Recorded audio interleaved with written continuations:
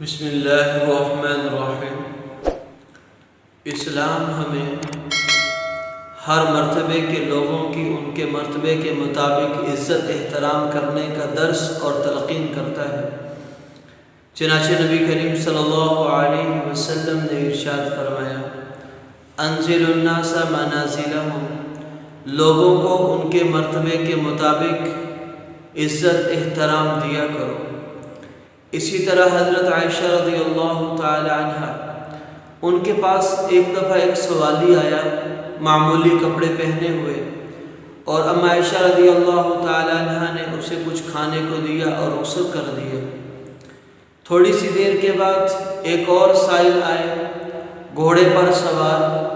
تو اما عائشہ رضی اللہ تعالی عنہ نے اسے بڑی عزت سے بٹھایا اور بٹھا کر کھانا کھلایا اور الوداع کر دیا۔ تو سامنے والوں نے دونوں منظروں کو دیکھا کہ ایک آیا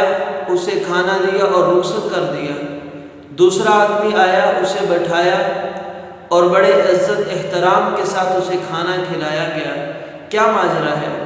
اس وقت عائشہ رضی اللہ تعالی عنہ نے فرمایا، انزل الناس منازلہم، نبی کریم صلی اللہ علیہ وسلم نے ارشاد فرمایا کہ لوگوں کو ان کے عزت احترام ان کے مرتبے کے مطابق دیا کرو۔ یعنی پہلے والا شخص جو آیا تھا وہ ایک معمولی سی حیثیت کا آدمی تھا،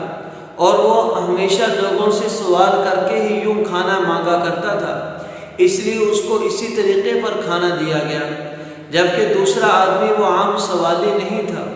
اور نہ اپنی ضرورت کے علاوہ اس کی عادت تھی لوگوں سے سوال کرنے کی، انتہا مجبوری کی حالت میں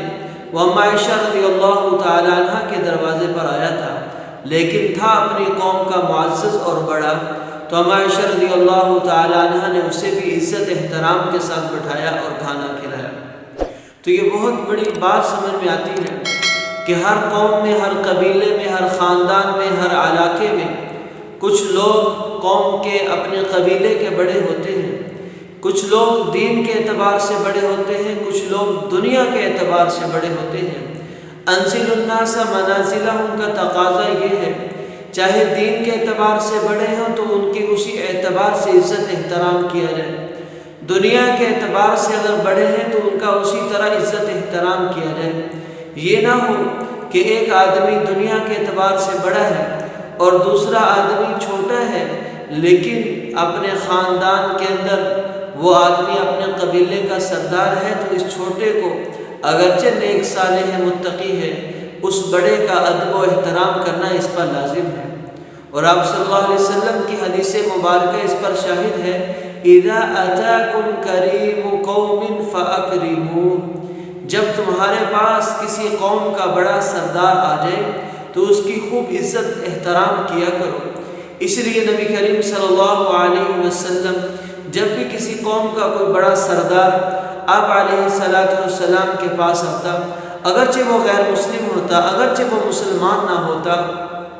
لیکن نبی کریم صلی اللہ علیہ وسلم اسے اپنی جگہ پر بٹھاتے، بعض دفعہ اپنی چادر مبارک اس کے لیے بچھا دیتے اور اس کا کھڑے ہو کر استقبال کرتے،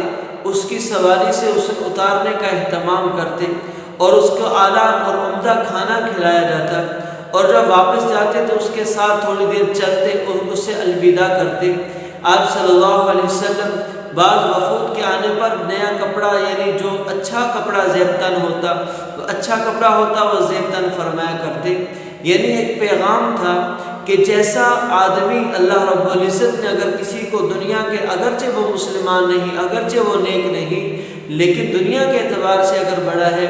وہ اگر کسی کے پاس آتا ہے تو اس کی حقارت کی کسی کو حق نہیں، یا اس کی بے عزتی، بے اکرامی کرنے کا حق نہیں، بلکہ اس کے ساتھ ادب و احترام سے پیش آنے کی ضرورت ہے۔